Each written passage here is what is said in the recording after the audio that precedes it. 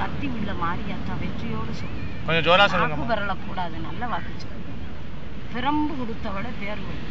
இதுவரைக்கும் உனக்கு சொல்லல, சாமியை வேண்டிட்டேன். இனிமேல் சொல்றத உன் கை ரேகை சரியா? ரேகை அன்னரேகை, தனரேகை, ஆயில் ரேகை பாக்கியம் நல்லா இருக்கு. ஆயில் ரேகை 90 வயசு வரைக்கும் இருக்கு. இந்த கப்பல் ஊரு சுத்தி ராஜா, உலகம் சுத்தி அரசு.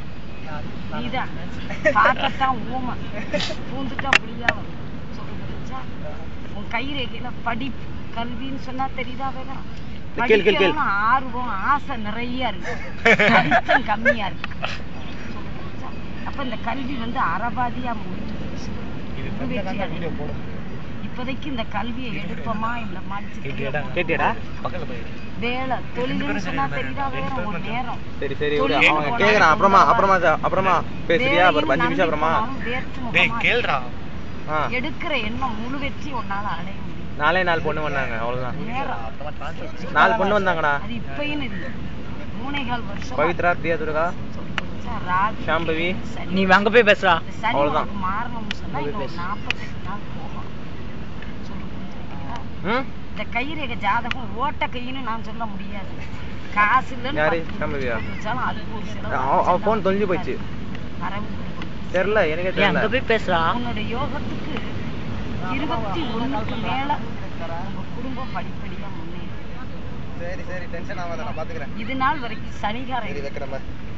இந்த 21க்கு மேல உனக்கு சனி மாறினா குடும்பம் குருதசிக்கலாம், கோடி நன்மையா வரும். இப்போ உங்க மனையிலன்னு சொன்னா முன்பதாக இருந்த ஒரு செழிப்பிட்ட வரவும் செல்வாக்கு, காசு, பணம் நஷ்டங்களா இருக்கு. போன பொருளுக்கு உன் மதினாலதான் இன்னும் புது பொருள் நிறைய சம்பாதிக்கும். ஒரு ராசிக்கு இடம் விட்டு இடம் போறது கூட யோகம் இருக்கு.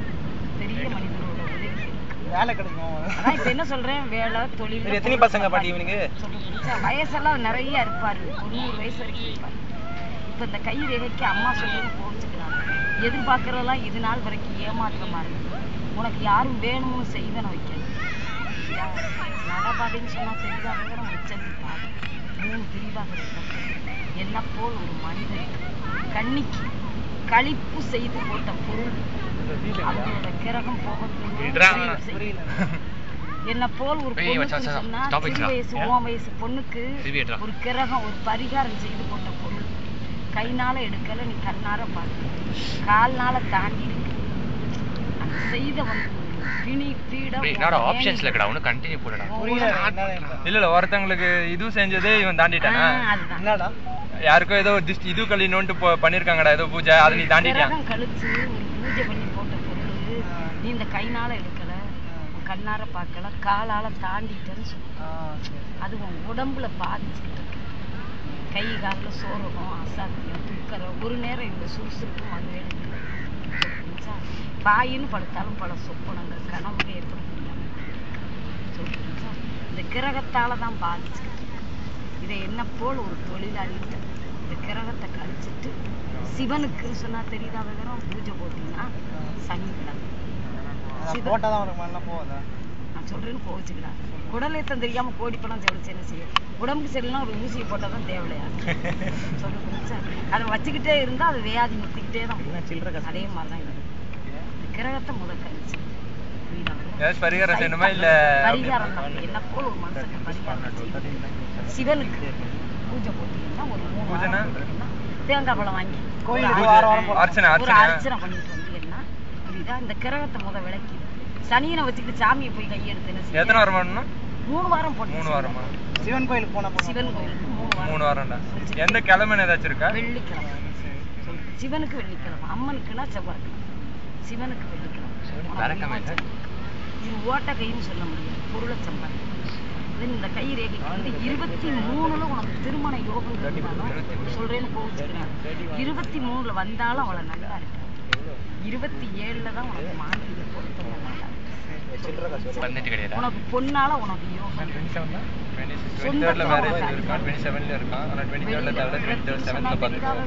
உன் மன நிறைஞ்ச மகாலட்சுமி வந்து நாயக்கார பொண்ணு, பொண்ணாலதான் உனக்கு யோகம்.